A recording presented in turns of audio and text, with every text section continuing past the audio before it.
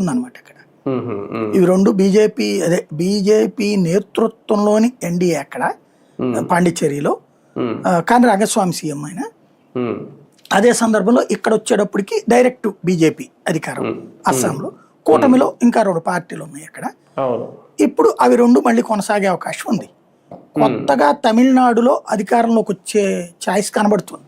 స్టాలిన్ నుంచి వీళ్ళు తీసుకోవడానికి నెక్ టు నెక్ సిచ్యుయేషను ఇప్పుడు ఒక ఎంత అడ్వాంటేజ్ కనబడుతుంది మొదటి సర్వేలు ఇప్పుడు సర్వేలతో పోల్చుకుంటే.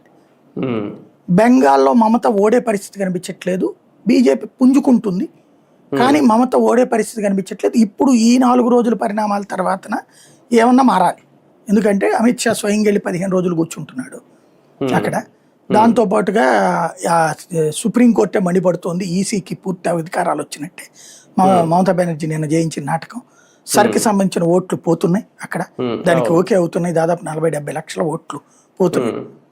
అది కాబట్టి ఈ దొంగ ఓట్లు ఇవన్నీ ఆగినప్పుడు కొంత ఇది ఉంటుంది. మేబీ ఘర్షణలు కూడా జరుగుతాయి ఏమనుకుంటున్నాను, బాంబు దాడులు ఎట్లాంటి చాలా జరగచ్చు అక్కడ.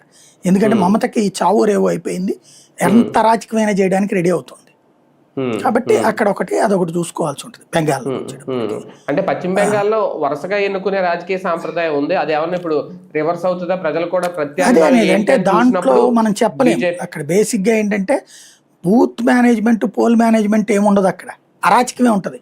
ఎవరెవరిని దంతారన్నది. ఒకప్పుడు కమ్యూనిస్టులు, అంతకుముందు కాంగ్రెస్ సుదీర్ఘకాలం పరిపాలించినాయి, ఆ తర్వాత మమతా బెనర్జీ సుదీర్ఘకాలంగా పరిపాలిస్తుంది. దించాలంటే అంతకంటే ఘాటుగా స్పందించగలగాలి. వీళ్ళు ఎంతవరకు చేస్తారని దానికి అధికార యంత్రాంగాలు, లోకల్ ప్రభుత్వ యంత్రాంగం మొత్తం మమతా బెనర్జీకి పాదాక్రాంతం అయ్యింది. అట్లాంటి సందర్భంలో వీళ్ళు ఎంతవరకు చేస్తారంటే చివరికి వీళ్ళు పోస్టింగ్ పెట్టాలంటే వణుకుతున్నారంటేనే ఏ స్థాయిలో ఉందో అర్థం చేసుకోవచ్చు. అక్కడ ఒక రకంగా ప్రజల్లోనేమో అక్కడ ముస్లింలంతా పోలరైజ్ అయ్యారు, హిందువులేమో డివైడ్ అయ్యి ఉన్నారు కాబట్టి అక్కడ